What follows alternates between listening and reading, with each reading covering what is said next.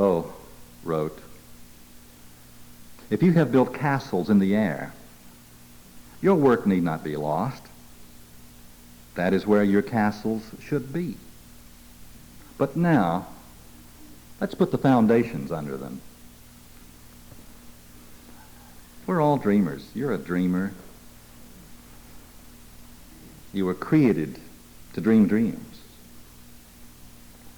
Not just to fantasize, but to dream real dreams that would take form and shape and come alive. You were destined to be the architect of a new world, your own life, and to create patterns and experiences, events and relationships, new things, new forms and new shapes that you can walk out into and actually experience, because they're not just silent dreams of your mind, but the dreams that become your real world, your real experience.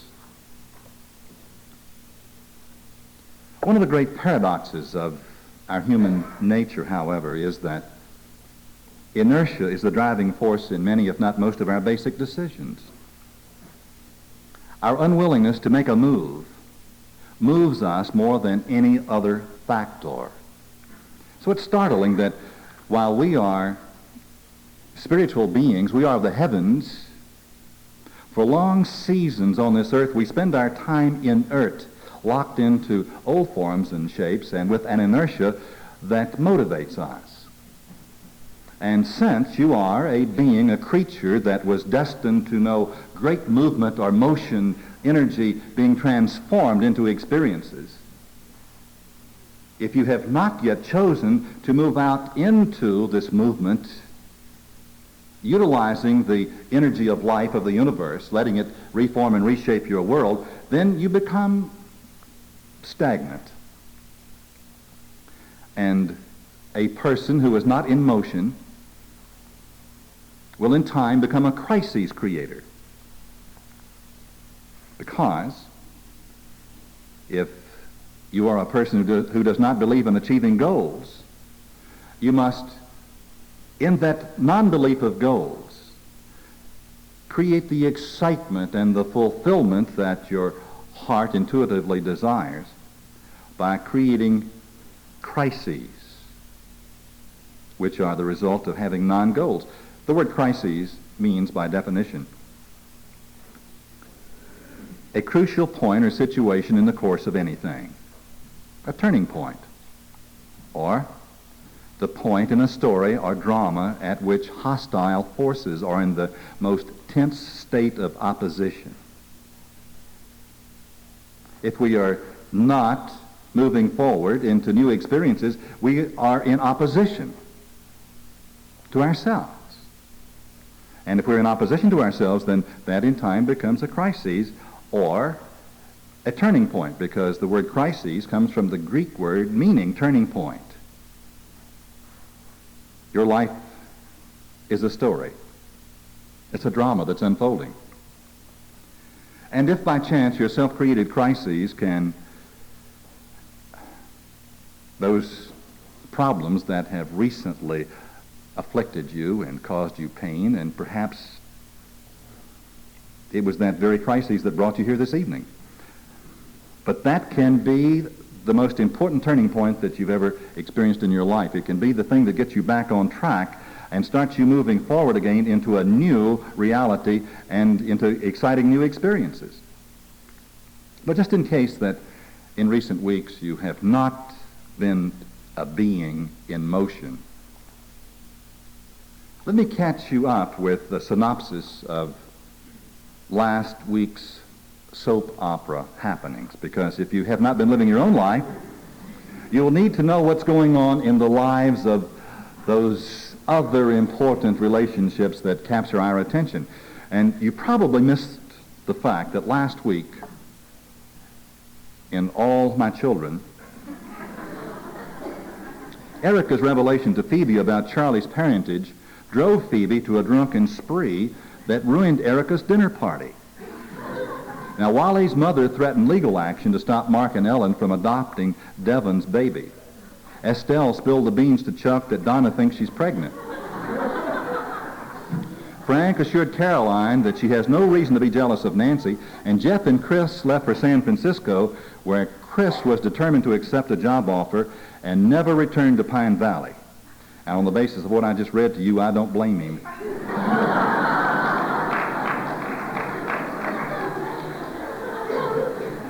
Tom got fed up with Erica's deceits, and Billy pleaded for Estelle to return.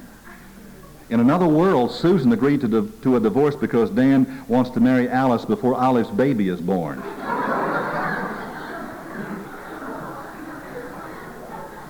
As the world turns, Kevin was struck by a car and died on the operating table from complications of cirrhosis of the liver. I wonder why they didn't just let the accident kill him.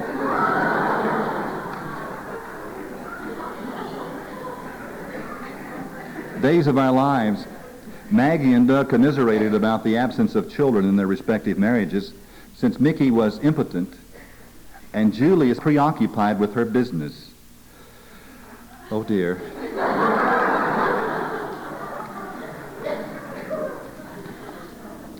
Well, you can see if we don't have a life of our own, we've got to live someone else's life. And most people don't have a life of their own because they have settled down into the stagnation that comes from non-movement, from not having goals and moving forward into the exciting new events that they were destined to create. Two of you, a couple, who happens to be here this evening, wrote me. About a month ago, we decided that our goals weren't progressing as much as we wanted them to, and we had to act. So we looked around for our stumbling blocks. We realized we wanted more out of life, but we saw that we were spending too much time just watching television, and so we unplugged the television and covered it with a piece of cloth, and then we wrote on the cloth, quote, "We will make our own dreams." Since then, we've been working much harder. We've been creating new pictures, new goals, and it's amazing how rapidly our lives seem to be moving again. If you don't create your own images, your mind will automatically pick up on other forms and shapes and will try to make them its own. And that becomes a non-life because it is not from you and of you. In the news, there is an article that's carried each day. It's called "It Happened to Me," and readers like you and me write in about experiences that we have had. And yesterday, the reader wrote, "For years after I became of marriageable age, at every business and social function, particularly at weddings, I was bombarded with questions, as I am sure many women have been, such as, when are you going to get married? Why aren't you married? Aren't you interested in getting married? Isn't yours a lonely life, not being married?" I finally decided for future defense that I should have a pat answer for anyone and everyone who challenged me, so I chose this humorous phrase. When I meet a man with 6 children and no wife, I might think about it. Several years passed, and I received an unexpected call from a relative who said he had just met the right man for me.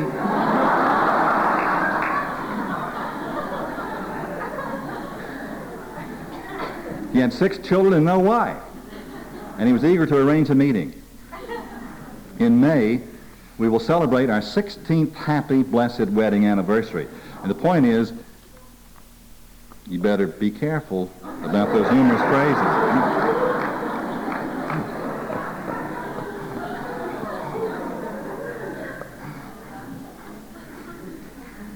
Your dreams, your statements have a way of coming alive and becoming your experience. William Faulkner wrote that the end of wisdom is to dream high enough not to lose the dream in the seeking of it. Now, in these earlier lessons, I have asked you to prepare the soil of your mind and then to plant in that soil a new garden, a new crop, new seeds that will produce a series of exciting new experiences that you have chosen.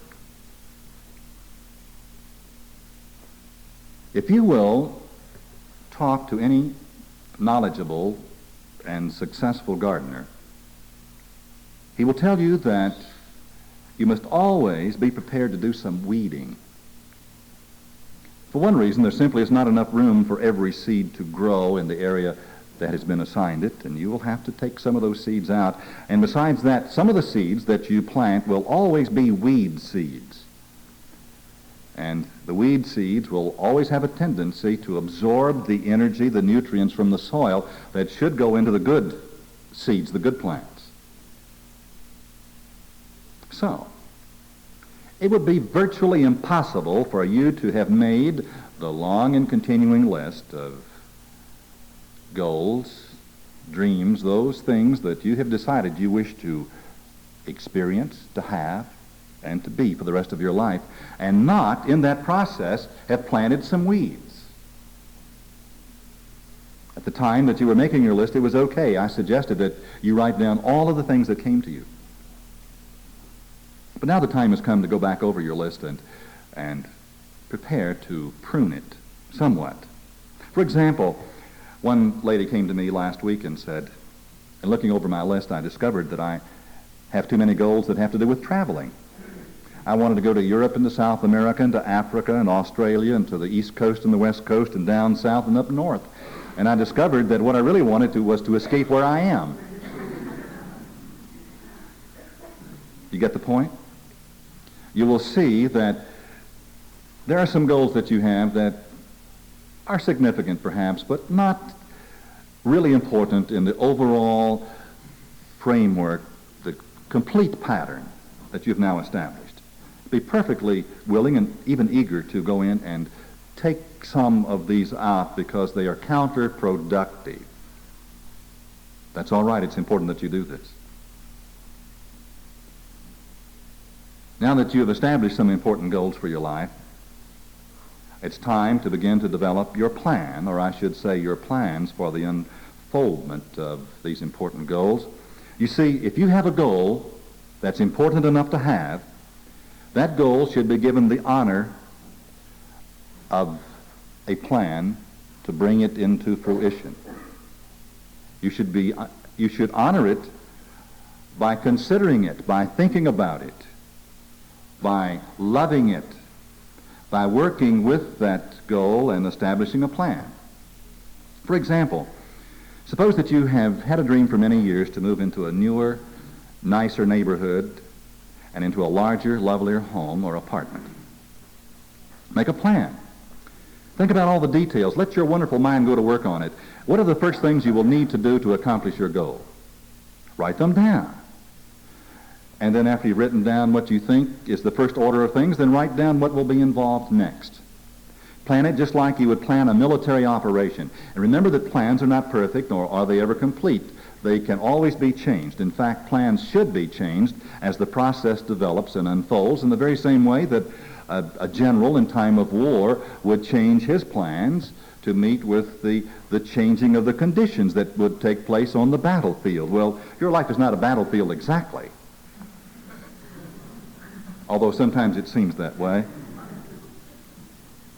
But be prepared to hang loose with your plans and to let them be reformed and reshaped. Would you like to be a better, happier homemaker, for example? And that is, for many of the ladies that are here, an exalted goal. Then make a plan.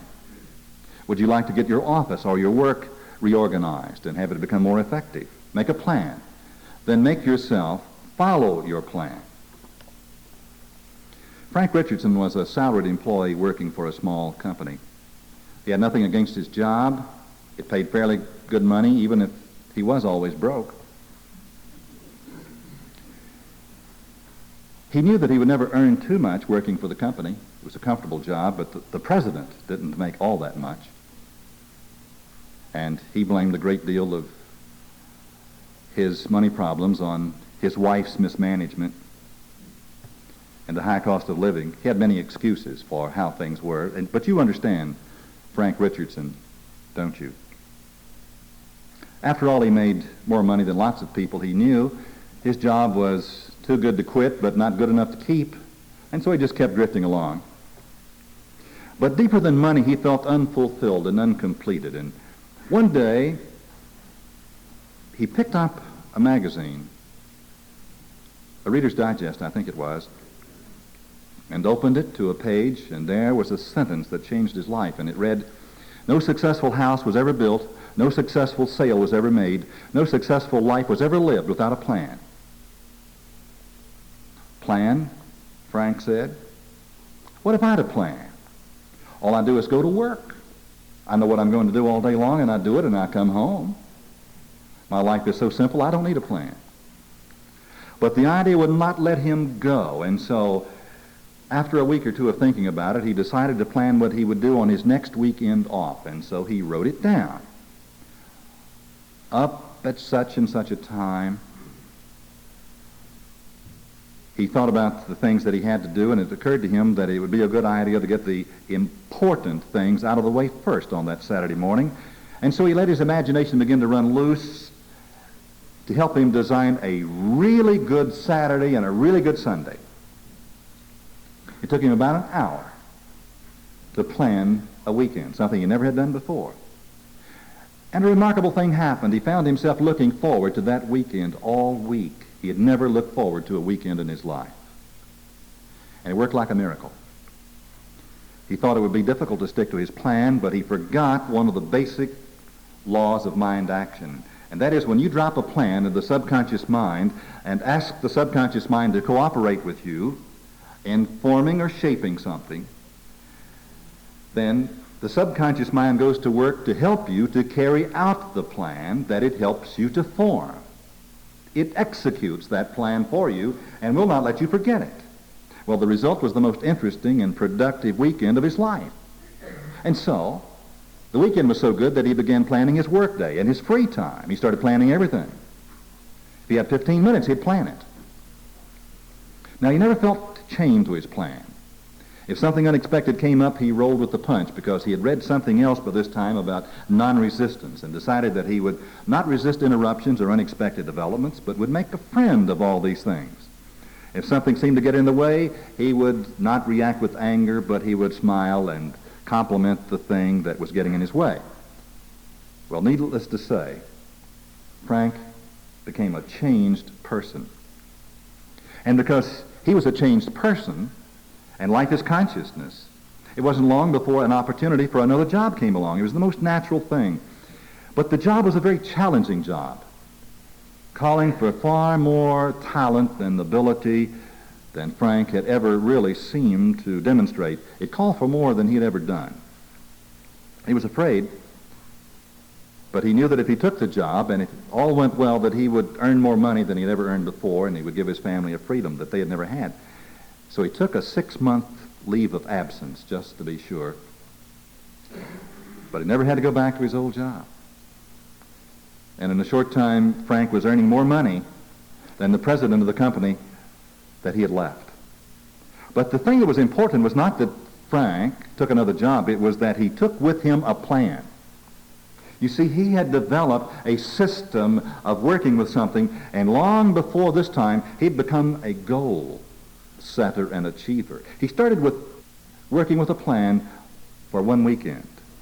And from that came the concept of setting goals for himself, and those goals developed a life and a lifestyle that has become very successful and very rewarding. Now, goals must be something that the goal setter can accept, and you can see how when Frank began, he could accept a weekend that was planned. And then in time, he could go to larger things. Everything that exists in your life or mine or upon this earth was first a thought in the mind of God and or a person or persons. And whatever you can identify with in your mind is almost sure to come into your experience. Therefore, it's important that you identify with your goals. It's important that you identify with what you want to happen rather than with what you don't want to happen or with what has already happened. We must begin to identify with the experiences and with events that are beyond our present abilities, we think, to demonstrate. But the potential is there. The potential for fulfillment is within each one of us. Every Sunday morning, almost every Sunday, seated in the back of the room are two very bright and talented young men who happen to be medical students. Now, if you know anything about becoming a physician, you know that you have just broken off for yourself a healthy chunk of goal setting when you set out on that task. I'm looking at two physicians right here now who are nodding their head in agreement. It's a way of life that consumes you for years and years. But a marvelous thing takes place if you are accepted at a medical school, because they have a plan for you. As a matter of fact, they have every hour planned for you, every day. Don't they? He said yes, and she said yes. They do. They move you forward in increments of time and of ability. They immerse you in a system, in a language, in a philosophy, and in time, you become the thing that is your goal. You become it. Before you become a doctor, you are one. You have the consciousness of it. And when you have fulfilled the conditions, like walking the human path that you have to walk to complete those assignments, it's a long path, then one day your goal is completed. But my point is that one must become so identified with the goal and all that it is composed of, then you will have the experience of that goal. This last year I had surgery, and I shared that experience with some of you, and it was a surgery that lasted for 3 hours, and the surgeon and I had a very important conversation while he was performing the surgery, and I asked him about becoming a surgeon. And he said, well, it takes a lot of time, you know. And I asked him if he was frightened the first time that he opened an incision. And he said, no, it really doesn't happen that way. He said, what we do is we get these young people that are becoming physicians, and he said the first time we let them into the operating room, we have them stand over in the corner, and sometimes they faint. He said, I didn't faint exactly, but the first major surgery that I watched, I felt like it. And he said, then we draw them closer, and in time they begin to participate. They're there, and maybe one day we will unexpectedly stick a scalpel in someone's hand and say, here, cut this suture.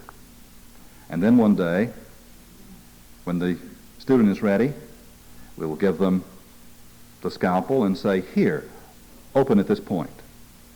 And they will make their first incision.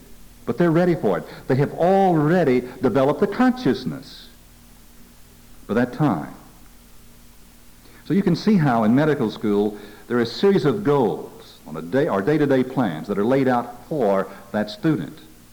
Now, suppose you went into real estate or some other profession that required a self-motivating consciousness. The plan is not there for you. But the principle requires the same discipline. It is the discipline. You see, medicine, among other things, is a discipline, isn't it? It requires a participation. It requires a controlled activity on the part of the individual who will be a part of that experience. This afternoon in class, I used an example of how a person with the right consciousness, a winner with a winning consciousness, can leave this place and go anywhere upon this earth, anywhere in the United States, and immediately begin to demonstrate success. The person whose example I used was Larry Dennis. Some 3 years ago, they moved to Oregon, and Larry has the Dale Carnegie franchise for the state of Oregon. And by some strange coincidence, about an hour after I used Larry as an example, he called me from Oregon. Larry hasn't called me in 3 years. Was that a coincidence? And he said, I've got some exciting things I want to share with you, Jack. He said, so many of my goals are coming into focus right now. I wrote down a number of them, and I want to share them with you. And so he told me what some of them were. For example, he has the number one Dale Carnegie sponsorship in the world in percentage of quota. He's the leader of all of them. Larry became involved with these ideas about 20 years ago at the age of 19 when he quietly slipped into a sales and marketing executive rally in Cleveland. He was just a kid. And seated there, listening to the speakers, he said, gee, wouldn't it be great to be up on that platform? Well, 20 years later, he has the most successful Carnegie franchise. He is a person who helps many, many, many people. He's loving, sensitive, exciting, enthusiastic, and so is his wife, Donna. Last week, Larry Dennis and Bob Richards, you remember Bob Richards, the Wheaties champion? Well, they were the headliners before 1,500 executives in Portland. Guess who sponsored the rally? You guessed it. Sales and marketing executive rallies sponsored it.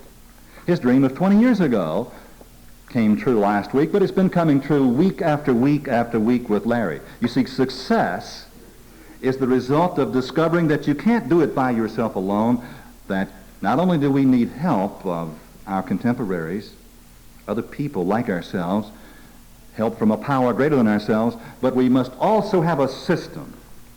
So success is putting together a package or a system that works and then implementing through discipline or controlled behavior that system until it becomes fulfilled. Failure is also putting together a success system. Did you know that? All failures are people who have put together a success system with which to fail. And they can fail as consistently as a winner will succeed. And if failing where they are is not good enough for them, they'll go somewhere else and fail even more completely there. And give them another assignment, and they'll show you exactly how to fail quickly. As a matter of fact, they will even predict to you exactly how they will fail. People who fail want successful people to come and save them. And weak people want strong people to come and take charge for them. The irresponsible want the responsible to bring order out of the chaos that they have created. But it can never be. Being undisciplined is a way of secretly calling for rescue and stalling for time until help arrives. But there can never be enough help to rescue the undisciplined. And that's the next principle that I would like to share with you, that if you will go out into your success experience, it can only be with a disciplined mind. And this is a word that we have shied away from, almost all of us, because we have thought of discipline as something that has been imposed upon us from without in the way that certain of our parents did when we were a child, arbitrarily saying to us, do this whether you like it or not. Discipline, in the sense that I will use that word with you this evening, means inner control. You become your own new frontier.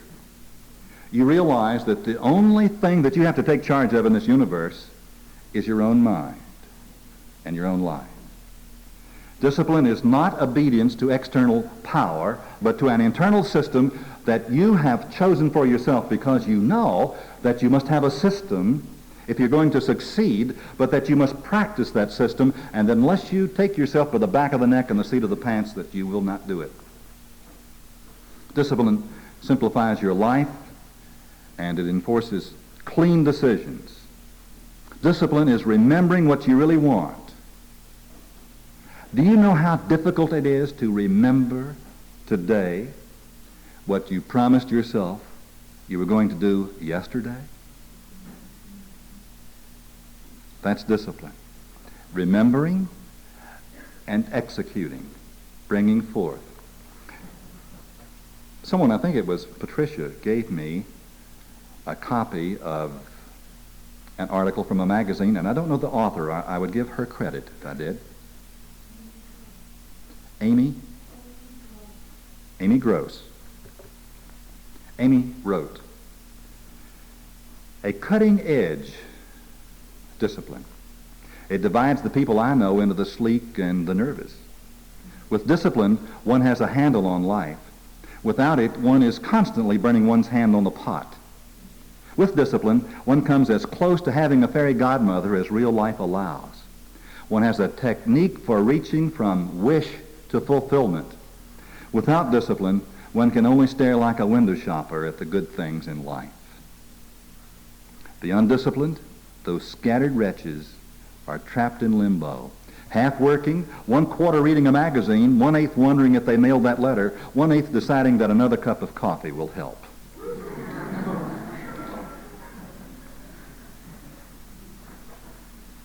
Dr. Robert Schuller wrote, "Possibility thinking makes miracles happen.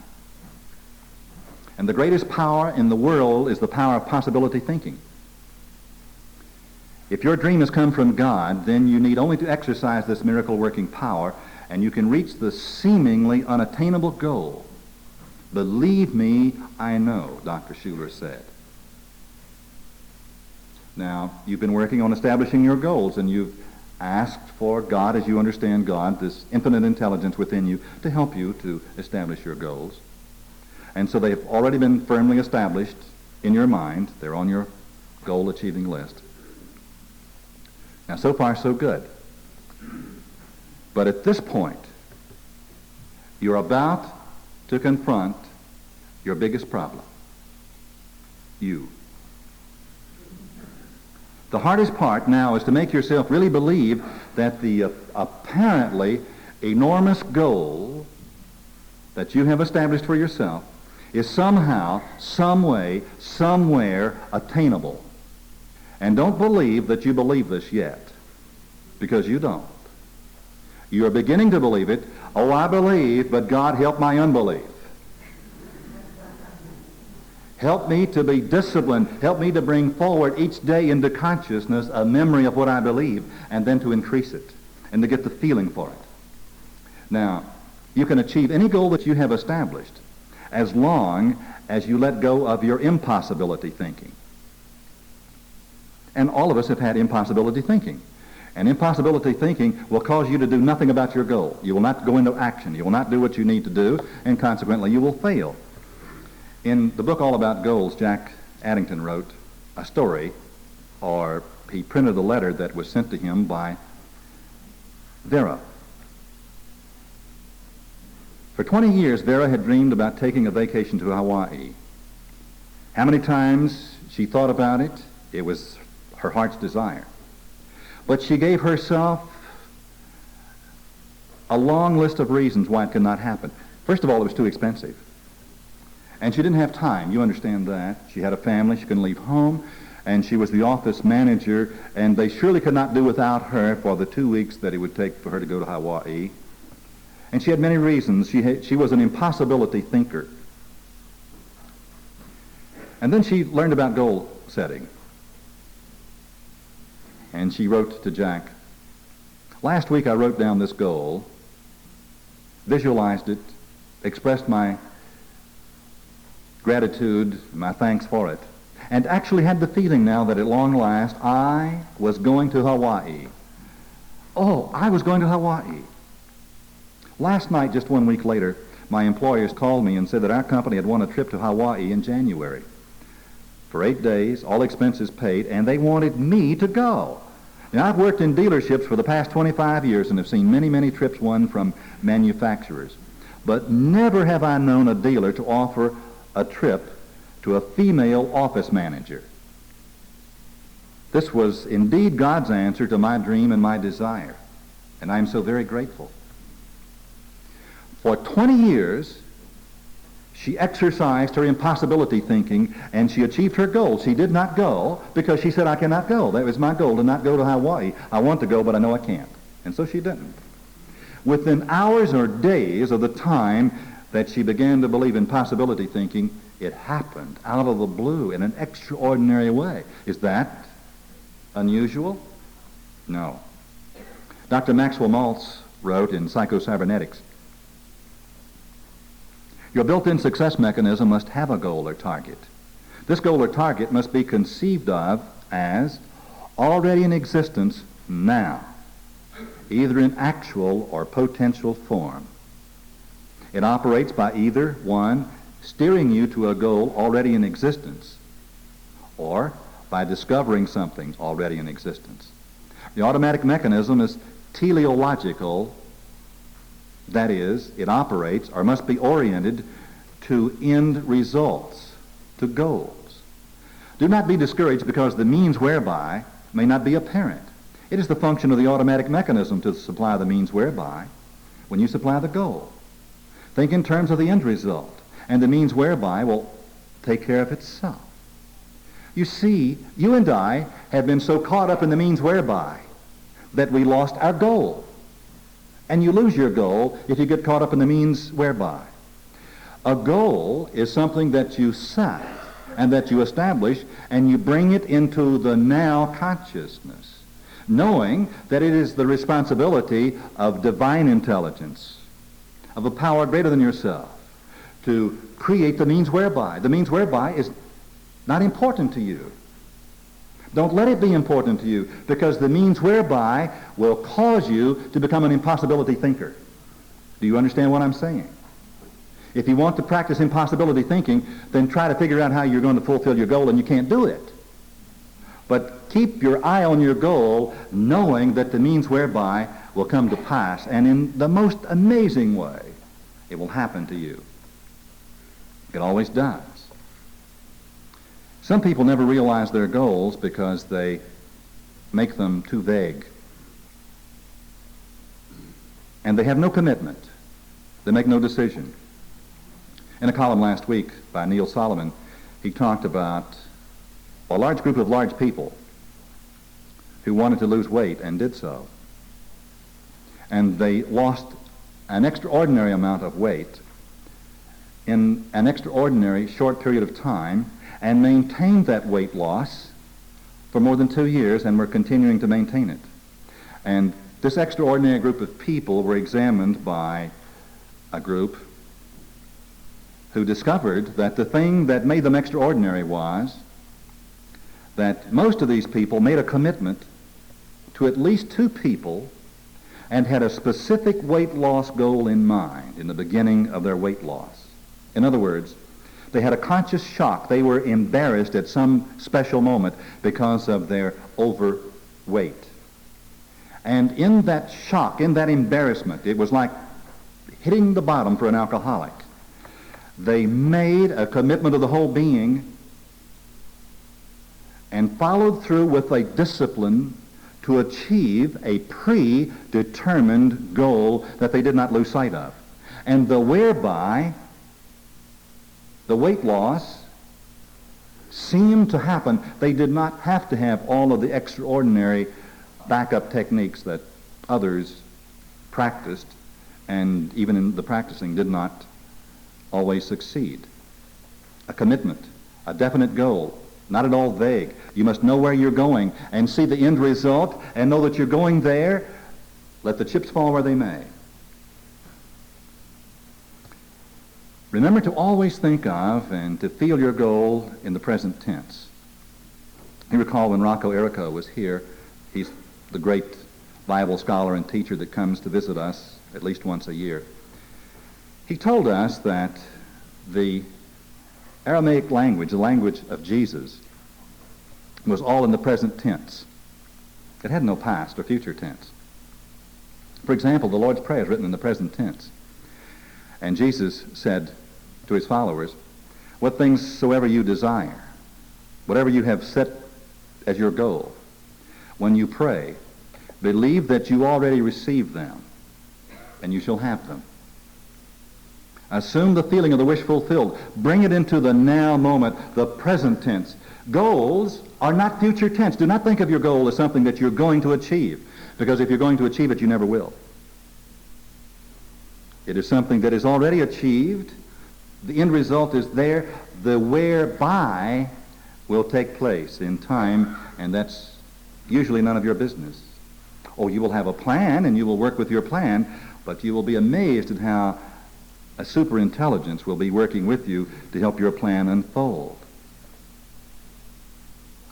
by all means, set goals beyond your goals as you move forward, and you will be moving forward into a series of delightful and exciting events.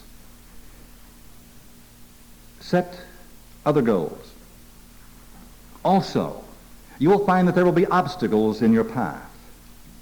Some of those obstacles will be in the form of people. People you've known for a long time. People that you thought were your friends. They will not want you to achieve your goals. Because if you are in movement, if you're in motion and they're static, they cannot stand that. And they will want to pull you back into the static condition that they occupy, which is their goal.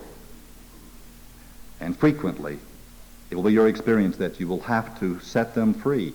And if you're not able or ready or capable of eliminating from your life all things that stand in the way of obtaining your goal, then be prepared to fail. Let that goal rest, because you will not achieve it. Anything that is not consistent with your goal, whether it be an idea, a thought, an emotion, words in your vocabulary, or people in your life, if they're not consistent with your goal, then be prepared to separate yourself from them if you will be a real achiever in life and one who moves forward through a series of dynamic experiences.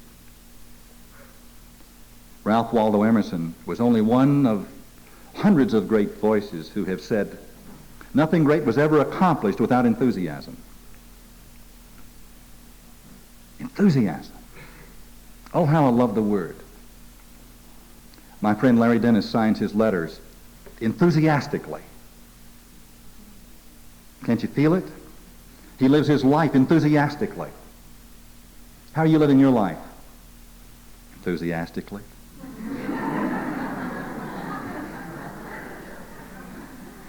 Or enthusiastically? Well, enthusiasm turns on the switch that connects you to the power of the universe. Many a person has lost their goal when they lost their enthusiasm for it. And as you move forward, maintain your enthusiasm, increase it, generate it, and you will always be able to accomplish your dreams with enthusiasm. Possibility thinking is the maximum utilization of the God-given powers that are resident within you. It is knowing that all things are possible to him who is within me. If you have seen me, you have seen God going into action. It is my Father's good pleasure to give me the kingdom, and I'm going out to find it. Enthusiastically, with excitement. It's believing that God has unlimited financial resources and unlimited intelligence to achieve his goals. Possibility thinking is simply opening your mind and opening your life to that power that will surge through you, and believing that God performs miracles in the lives of people who, being unafraid of failure and public embarrassment, move boldly and bravely forward, attempting big things for themselves, all credit and all glory going to God. And if you would like to achieve big things for yourself and for the people that you love, know that nothing is impossible, because you're the rich child of a loving Father, and all that the Father has is yours to share and to experience. There's no delay. That which is not for my highest good fades from me, and I no longer desire it. My God-given desires are richly fulfilled now in God's own wonderful way. I am a child of the universe. Thank you, Father. And so it is, my beautiful friends.